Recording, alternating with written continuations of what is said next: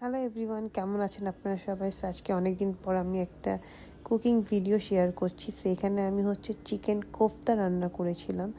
So আমি এখানে 500 gram chicken, দেন একটা পেঁয়াজ, আদা, রসুন, কিছুটা কাঁচামরিচ অ্যান্ড ধনিয়া পাতা দিয়ে আমি এটাকে ব্লেন্ডারে ব্লেন্ড করে নিয়েছিলাম।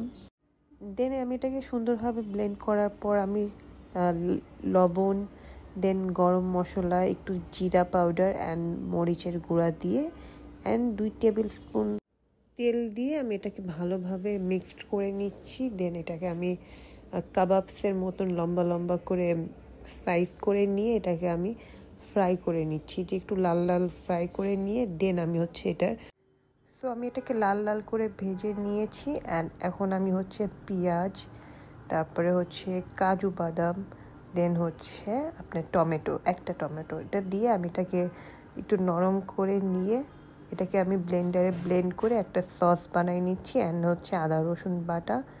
তো আমি একটু পেঁয়াজের সাথে এগুলাকে মিক্সড করে একদম তেলের মধ্যে ভাজা ভাজা করে ফেলবো, মানে মশলাটাকে একদম কষায় সুন্দর করে একটা উপর দিয়ে যেন তেল উঠে আসে এরকম পর্যায়ে আমি এটাকে কষাইতে থাকবো।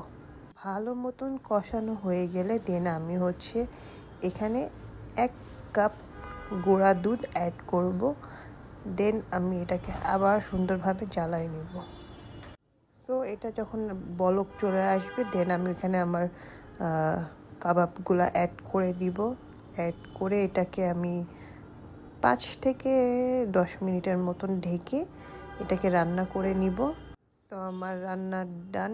এখন আমি এখানে কাঁচামরিচ, ধনিয়া পাতা অ্যাড করে 1 মিনিট ঢেকে রাখবো। দেন আপনারা এটা পোলাও, দেন ভাত, রুটির সাথে এটা খুব ভালো লাগবে, রুটি পরোটার সাথে খুব বেশি মজা হবে। So thank you for watching.